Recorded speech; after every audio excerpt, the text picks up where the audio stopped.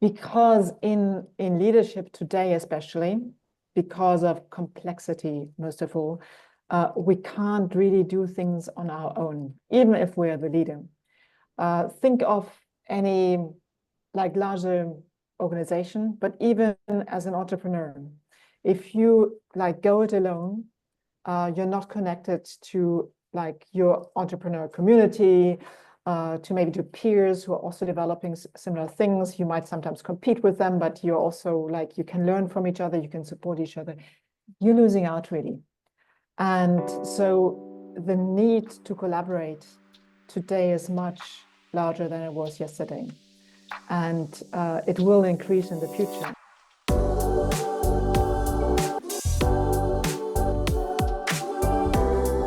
Hello, Sylvia. Welcome to the Book Thinkers Life-Changing Books podcast. I'm excited to help promote your book today, Who's in Charge? Why don't you tell us a little bit about how you decided to write this book? When did it happen? What was the inspiration? Why did you feel called to put this book together? Well, first of all, hi Nick. It's such a pleasure to talk to you today about the book. And yes, how did it come about? It's not like one day I said, well, let's write a book about leadership. Actually, I just spoke about that to a friend recently who was like, why did you write it? And actually, I've been writing it not for all my life, but since I was at uni at least, where I got to study power and communication in international relations. And I found that often it's not what you think. Like studying guns and bullets in security studies, like, but why do people actually at a disarmament conference, why do they speak about values and the merit of certain policies, etc., not just about the guns and bullets? So power seems not to be only about the tools of force. So that was one first thought about that. And furthermore, so understanding the power of communication in international and transnational relationships. And then I started to work in the corporate world, and I saw how often like corporate leaders use old power, as I call it, and how that often does not serve their teams and their organizations in the best way. And then I was responsible for leadership at the European Investment Bank for a number of years. And we tried to have the leadership model transform to a way that was more adapted to the challenges of this fantastic institution, which at a certain stage became the climate bank for Europe, which, as you maybe can imagine, if you become the climate bank, it's pretty complex to deal with that. So how do you then lead outside with your stakeholders, promoters, etc., and how do you lead inside to get the people to really walk many extra miles to do something that is really difficult? Can't do it with old power. You have to be smarter. And therefore, I was thinking about like, how do we redefine power to really understand what power is and how it works today?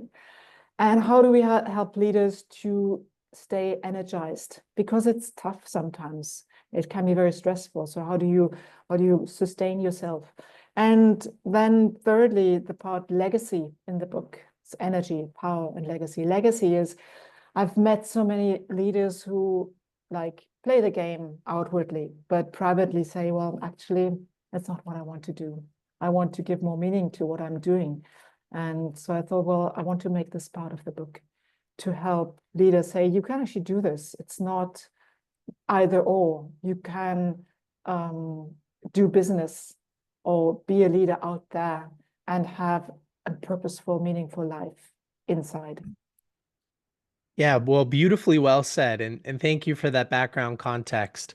I'm excited to talk a little bit about energy. I think that my favorite takeaways from your book are all about energy, and that was surprising for me. But first, let's talk about something that you just said, old power. How do you define old power, older styles of leadership, and what is different about the need for leaders today? What's different about why we should read this book and what we should learn from it? Yeah. So old power, as I define it, it's like the traditional idea of what power is. It's actually about having power, rather than doing something constructive with it. And it's also about using force and control, which actually come from fear. So that makes it kind of weaker, because when we come from fear, we are inhibiting ourselves, even if we bark very loud. So this force and control based power is, in the end, not so creative. It doesn't create the impact that it wants to create very often. You see that in business as well as in politics. Now, why do we have to change? It's possible that maybe 100 years ago it was okay to use old power, like force and control, barking down the corridor. I'm the general, you have to follow. But today, in the complex and very fast-moving world that we live in, it's often not working. Because if you think you can just oblige people to run, you're missing out often on their good advice, where to run or how to run best. You're also not really getting their full commitment, their full energy, because people will say, yeah, okay, then it's the boss, so he's the boss, so I'm doing it, but they don't give their full commitment. And don't get me started on Gen Z, because younger people definitely don't want to be led like that. So to get the best out of them, and I have two daughters who are Gen Z, they are brilliant, smart young women, but you have to lead them a certain way so that they really bring what they're capable of giving. So many reasons. Well, I'm curious, do you think 100 years ago or 500 years ago that the average person was okay with the older force and control based power styles, leadership styles? Um, and if not, why did they tolerate them versus why does the Gen Z today, why are they speaking up? Is it because they have more options or they're more conscious? Help me understand, I guess, why today is different. I understand it's more complex, but what happened socially that made those older power styles less okay, right? They're not okay Mm. anymore. That's actually really a complex question, because I don't believe it's only like they were educated in a different way, they had all this freedom, etc. If I listen to young people, it's also because they're actually aware of the the challenges of this world today. If like I grew up in the 70s and the 80s, and it was pretty cool. I mean, we had the East-West conflict, and there could be war, etc. My parents were very liberal, so it was okay. Like there were no big worries really. If I see the kids who are today in their 20s, and they're smart, they see, oh, this planet actually is not in such a safe space. So there's one thing, people who say like, okay, I have got to do something about it. And other people who say, well, I want to enjoy my life because I actually don't know how much I get of this life or how much I will get to really create the future. So there's a willingness to commit and do something, but there's also a desire to live simply. So with this outlook, it's very difficult simply to say, well, I'm the boss, you're the underling, and you have to do what I tell you. Because they will tell you, hey, wait a minute. First of all, are you sure that you're right? And second, well, this is no fun. I don't want to live like my work life like this. Well, there will be some who will accept, but far less than we had like 50 years ago or so. Yeah, I think back to my own experience. Before starting Book Thinkers, I worked in corporate B2B software sales, Mhm. and the company that I was working for was acquired twice while I was Mhm. there. And during both of those acquisitions, my role became further from the top of the company. And that meant that there were more management layers in Mhm. between me and the ultimate decision makers in the business. And I remember valuing things like speed when making decisions. And I would get a lot of friction and pushback. And I was told, your ideas are okay, but we're not going to move forward with them. And I wanted more autonomy and Mhm. freedom. And I started to read books that promised alternative lifestyles where you're not working in a cubicle, and that made me aware of more options, and I wanted more control. And so I decided to step out and build my own company. And I think that, yeah, it's access to different realities or different versions of what work could look like. And Mm. I was also very aware for some reason of my own mortality, Yeah. that I wanted to live a life that I loved, and I didn't Mhm. want to sacrifice 40 years of a top-down leadership style where I had no control, only to end up wishing I had done something different in the first place. Exactly. And so, yeah, I'm happy that we're talking about this. Now, the culture has changed. Things are more complex. People are aware of different options. And so leaders need to change, right? And that's why you've written this book, so that leaders can understand how to operate in Mhm. 2025 more effectively with their teams. And it goes from top-down leadership styles to more of a collaborative leadership style. Is that an accurate statement? Yeah, it's collaborative. It's also um, purposeful. Like if you want to be an effective leader today, one that brings people along and that actually gets something done. If you only look at the transaction, like I have to like KPIs, this I have to fulfill, etc., you might be like going fine and on some level. But if you really want to create impact, you have to know what you really want to create and why.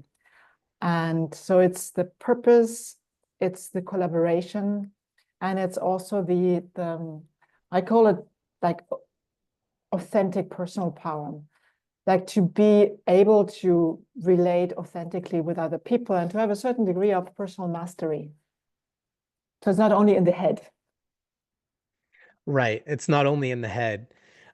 Shifting gears just a little bit to the energy piece, I wanted to share with you that since reading your book and talking about it with my wife and talking about it with my team and talking about it, actually, I was interviewed on a podcast yesterday, and the host asked me what the biggest change or the biggest aha moment I've had in the last couple of months from reading was, and it came from the energy section of your book. Wow. Uh, and I told him all about it yesterday. I'll forward you the interview once it comes out.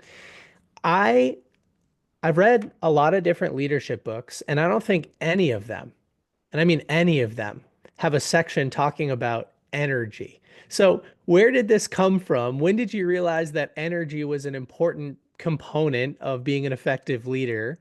And then what kind of, how did you start studying it? I'm curious. Mm. Well, as many things in life, it came by chance. I was uh, part of a team dealing with staff relations. I was responsible for conflict management and difficult situations, stress, people being stressed, etc. One day I'm being asked, do you want to, or please do this stress survey? We don't want the medical team to do this. Someone from HR has to do it. And I was like, stress survey? That's not very sexy. Like we're all stressed, but who cares? And okay, but I'll be nice and I'll be doing it. And then while I was like getting into it, something I didn't know anything about, and I got into it and I understood that on the flip side of stress management, you have great leadership. Because if you an organization team is stressed, it's because the leader doesn't lead well. And if the leader leads well, you have a thriving team. So that's how I got interested in it. Like, oh, this is actually about leadership. And then I learned a lot about it. So I worked with consultants who helped us develop the approaches.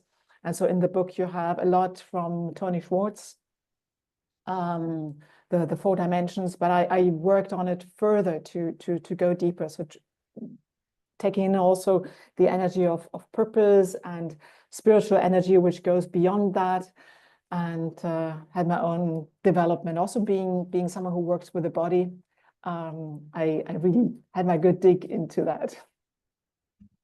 Yeah, you know what's funny is sometimes when an author writes a book, a reader consumes the book, and then they take what's being given and they modify it a little bit in the way that they explain it to other people or that they choose to implement it. And I think what happened when looking at this diagram Yeah. specifically, where you have almost like a Maslow's hierarchy of needs, but on the bottom you have physical, the next step is emotional, you then have mental, and at the top you have Mm, spiritual, which would mm, be like Maslow's self-actualization, for mm, instance.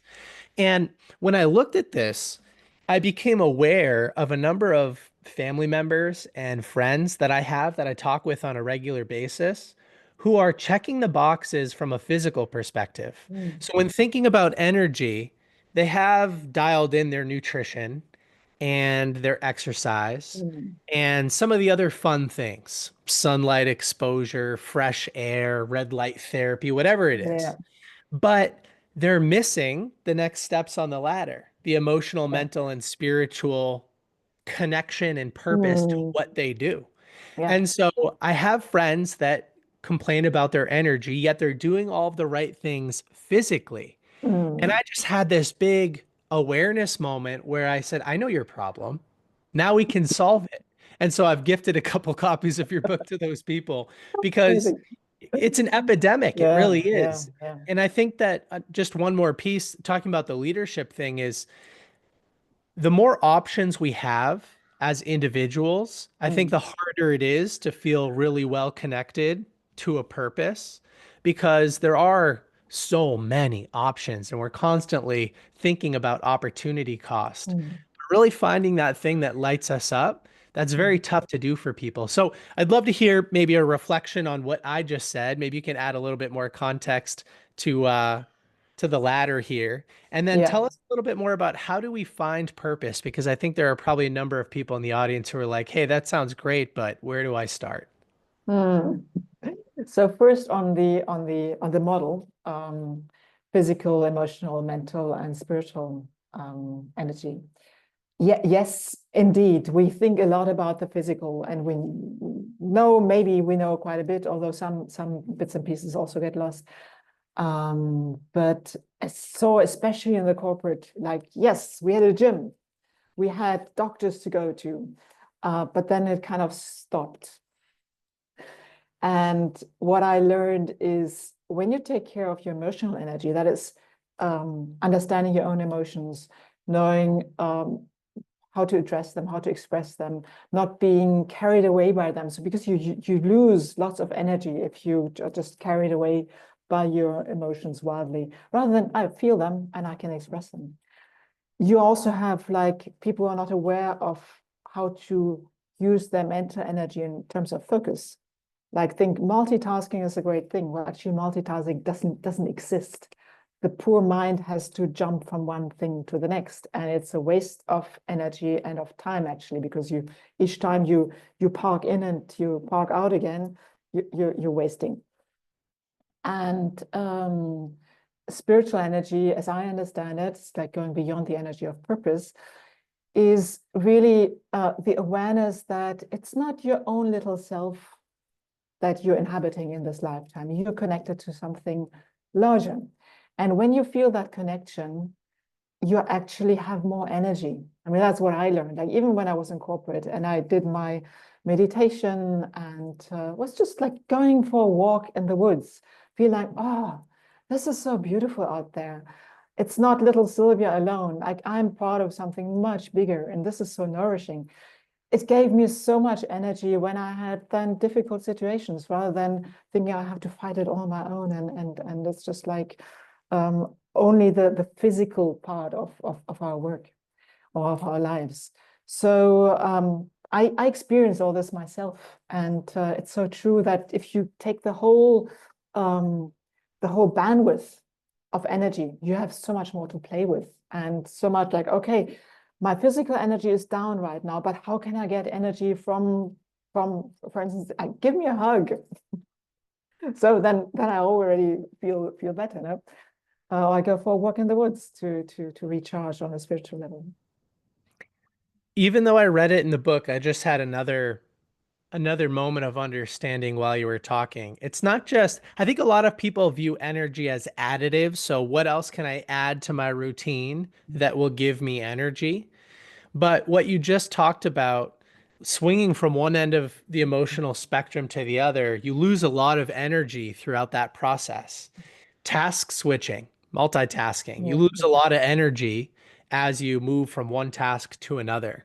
And so, focusing on where you're leaking energy instead of just where you can go out there and pull more energy into your life.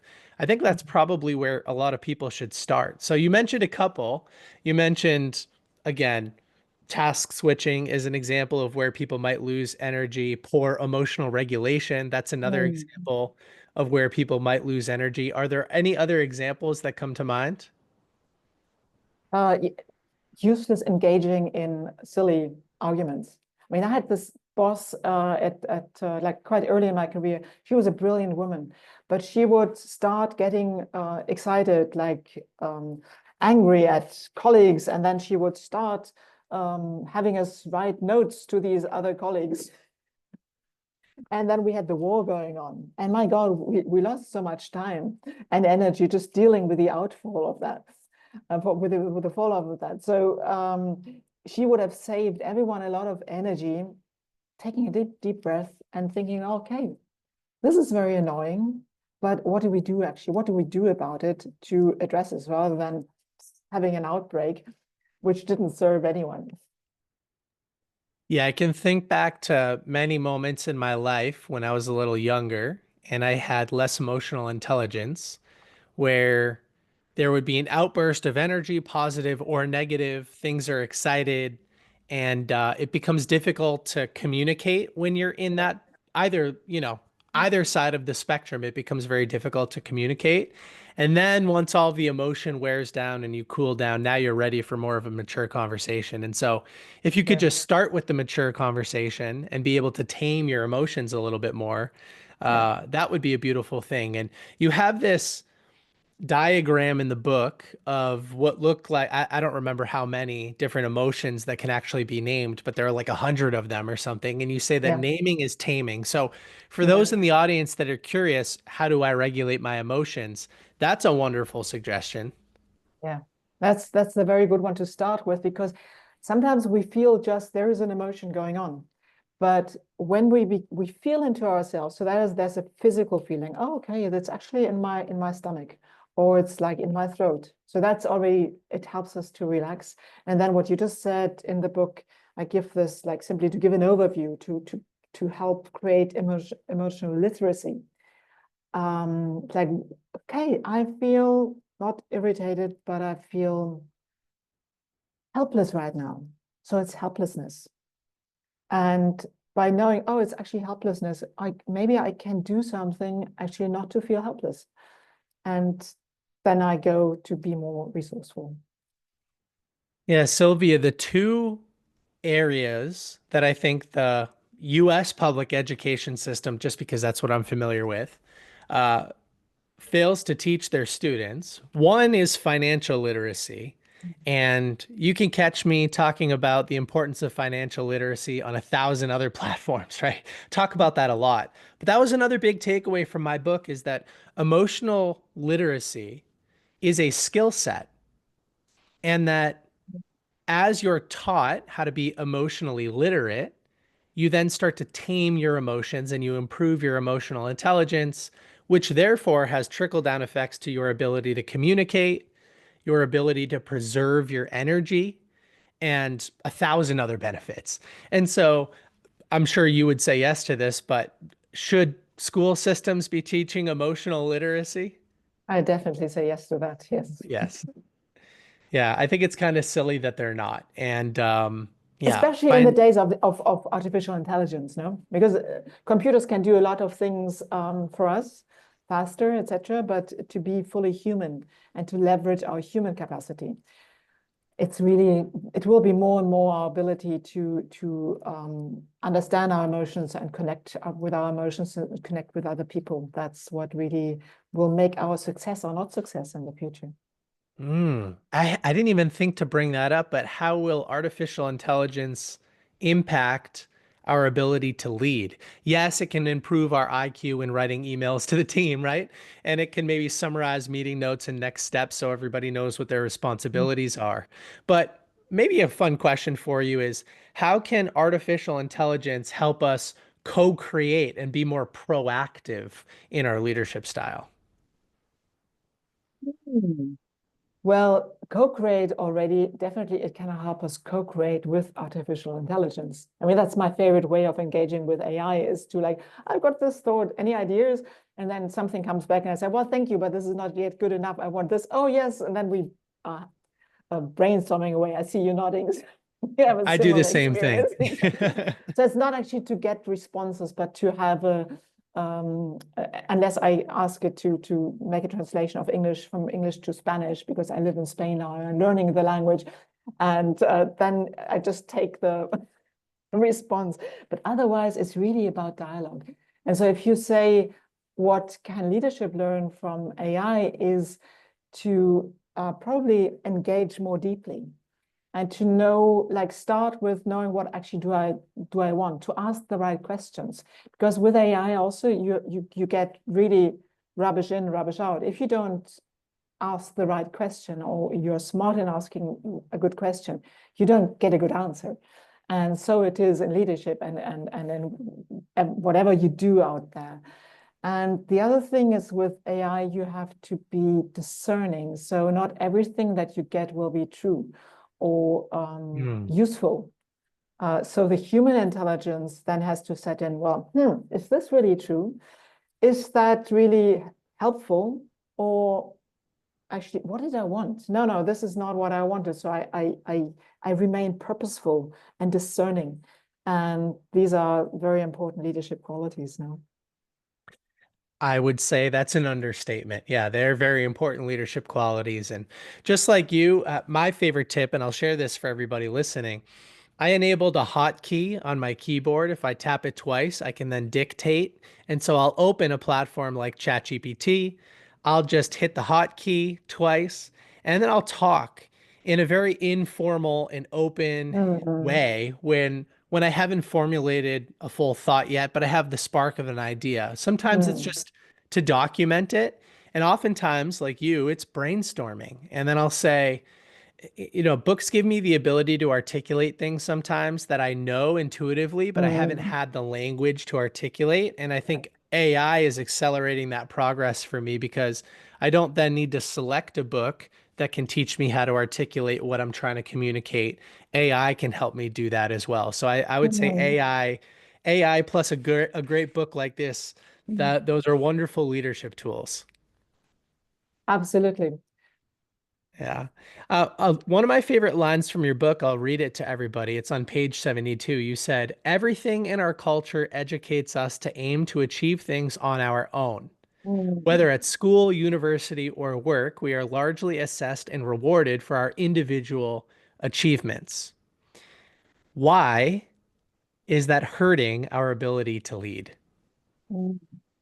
Because in leadership today, especially because of complexity, most of all, we can't really do things on our own, even if we're the leader.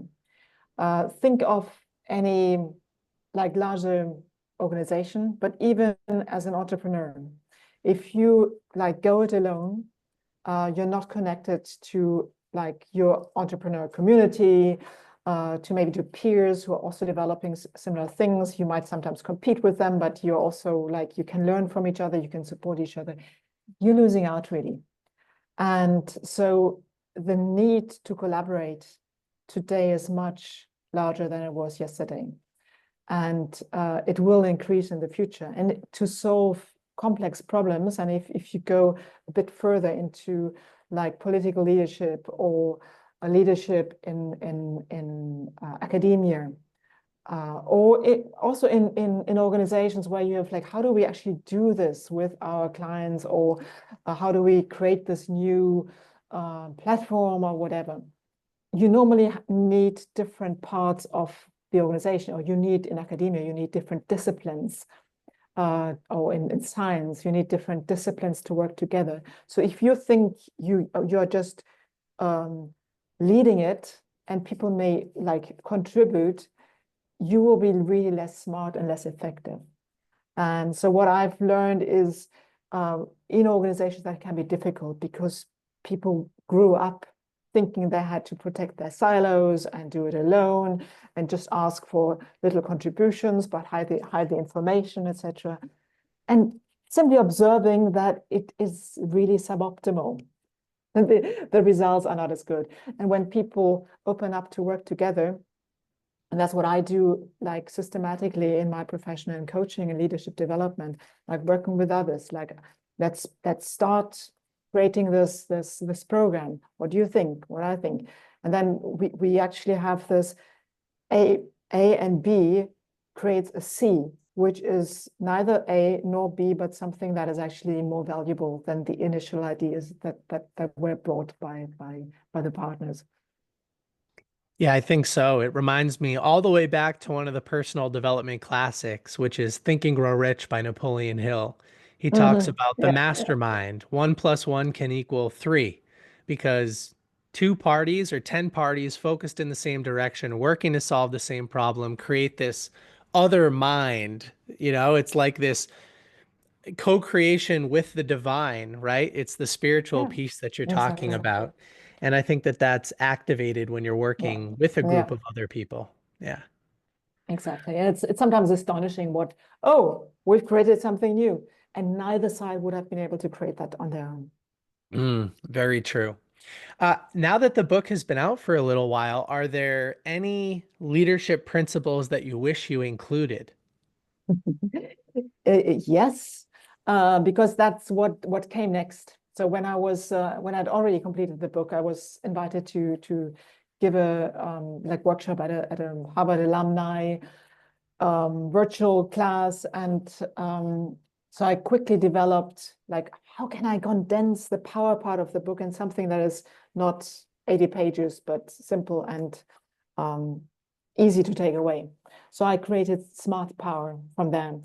And Smart Power includes most of what is in the book, but gives more emphasis on systemic thinking. And like the system, the ability to think in systems are particularly important today because given complexity and fast speed, if you only look at the particles, like the little elements, and like this is probably the cause, you don't see what you should be seeing. So if you see the Mm. system, like the whole picture and how things influence each other and what are maybe also longer term like ripple effects, you're a better leader. And you need that today more than like again, maybe 50 years ago. As a leader, do you recommend pulling individual contributors as part of that system out with you to look at the entire organization so that they understand their part in the system, maybe what comes before it or what comes after it? Is that something that you recommend doing? Definitely to help and encourage people to see the whole, even if they are further down the ladder, because they will work in a more effective way than just feeling that they're a little cog in the wheel naturally. Yeah, I think a lot of businesses, and I'm guilty of this as a business owner and as a leader myself, we focus on the short term sometimes and sacrifice the long term, and we make decisions that might improve one part of a system and actually hurt the downstream effects of a later part of that system. And I often try to pull out and look at the entire business from a 30,000-foot view and try to understand all the little Mm, moving parts and pieces, which not only include team members, but systems. And yeah. so I think that's a valuable thing to do as a leader. Mm. Yeah, and sometimes we feel pressured not to do it. Have to take a decision, have to take an action. And that's also okay because sometimes action is what is needed or a decision, whatever decision is needed. But from time to time or in general, we have to be able to take that higher view to keep on like keep the course and not get lost in the little details. I think so too. Well, as we start to wrap up, why don't you share just a preview of what somebody might be able to learn in the legacy section of your book? Well, in the legacy section, actually, this is an invitation to think about what you really, really want. Because I have seen people like, as I said initially, they're they're successful, they earn good money, but there is a doubt deep inside them to think, am I really living my life or am I living someone else's life? And how will you feel when you're 80, hopefully? And you've done many things, but then actually you think, well, it's actually not the life I wanted to live. So it's an invitation to think now and to feel into it now. What is really the life that I want to live? And that will make me feel fulfilled. So if I died tomorrow, I would say, I don't want to die tomorrow, but I'm happy with what I have done. I think that's a huge gift that we can give to ourselves to really stay connected to what do we want our life to be about. Hmm. Yeah, because of that section in your book and because of the energy section, I was on a longer walk with my wife the other day, and we were talking about legacy and energy, and we were talking about what she does professionally, and we actually used AI to do an ikigai assessment. Yeah. And it would ask a question and she would respond, and then it would ask another question and she would respond. And we almost finished, all of the different sections, but then we were interrupted. So we need to go back and finish that for her. But it's because she's checking all of those physical boxes and some of the emotional boxes, but maybe missing some of the higher levels. And, then thinking about legacy, looking back at the end of your life and saying, did I live up to my potential? Was I fulfilled the entire time? Everybody could benefit from going through that exercise. So, Yeah. what a wonderful way to wrap up today. Yeah, it's so much enjoyed talking to you, Nick. Really, I think we've covered a lot of ground, and hopefully we have given some ideas to the people who are listening to it. I think we have. Now, of course, we will have a link to purchase a copy of the book in today's show notes, but where else can people go to learn a little bit more about you? Well, they can go to on LinkedIn because I regularly publish, and also to my website, which is smartpowermethod.com. Okay, perfect. And the very last question today.